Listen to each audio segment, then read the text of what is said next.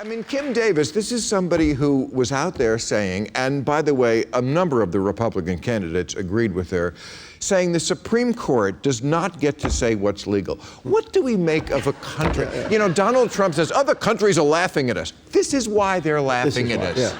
Because they say the Supreme Court doesn't get to say what's legal. Okay. Yeah, I think they do. Okay, I think that's exactly what the Supreme Court gets. You're right about that, but let's also look at the fact that you have a huge sea change. I mean, it's been 15 years since the whole idea of gay marriage as acceptable and you know, a matter of law has been around. It's been 10,000 years when it wasn't right.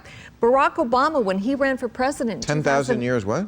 That civilization has had marriage as between two people of the opposite sex. No. In the Bible, it was polygamy.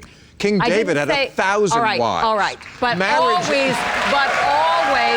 always, between people of the opposite sex. We have not had the concept of gay marriage, Bill, you can have until 1,000 very, wives very recently. As long as it's the opposite sex. As long as it's the opposite sex. Because otherwise it would be weird. But the point is, look, Bill, the point is, I mean, you can laugh at it if you want, but there are a lot of people who have to be brought along on this issue. One of the problems with the Supreme Court getting involved, you had legalization moving forward state by state. It's very similar to what happened in the whole abortion issue, where you had the Supreme Court intervene at the very time that states were liberalizing abortion laws. What happened? You polarized people. Well, the case was and it was very, very difficult to get people brought along. And I think that's what's happened here with the Supreme Court. The case was brought to the Supreme Court. The Supreme Court didn't go out and say we're going to do this. Of course, but that's because activists decided we're going to use the courts rather than going through the political process. And it's a conservative court. Yeah.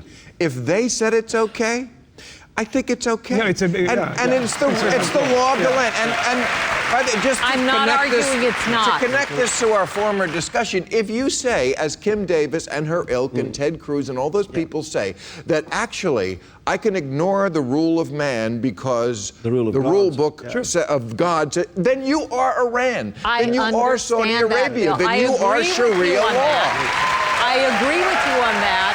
I am just saying that it is going to take time, and you have a very substantial population that have religious views that differ, and you're going to have to bring them along. I don't think that's her intention here, is to sort of slowly bring people along to this idea of gay marriage. She comes out of jail. Every Republican is waiting to take their photo with her. They have a shout and holler Cletus ceremony. Everyone's holding up crosses in Survivor's Eye of the Tiger is playing. I'm glad we're all coming along very slowly. And by the way, on this issue, no. If I may use a small area of expertise with religious bigotry. What do you know? Yes. What do you know about that? You know, I mean, allow me to fake a little knowledge on the subject.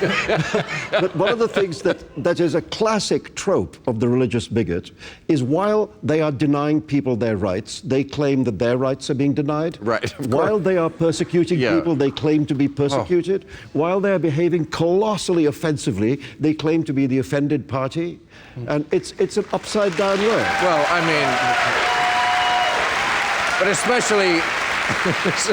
especially Christians. I mean, the whole thing is based on a persecution complex. So when they say things like they're criminalizing Christianity, really you're 70% of the population. But everybody does this. Everybody does this. In India right now, the 85% Hindu majority, its leaders are saying Hinduism is under threat.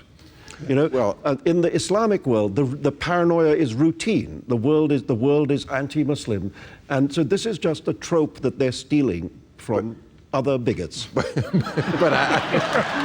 I got to say, politicians, especially in this season, are really winning the crown for bullshit. But the all-time bullshit line I've ever heard was Mike Huckabee when he got up there this week and he said about Kim Davis, if you're going to send her to jail, send me instead. This is... As if that's possible. You can swap it out? That's incredible. As if you could say, Judge, he's going to go in my place. It's like saying, I will take your cancer.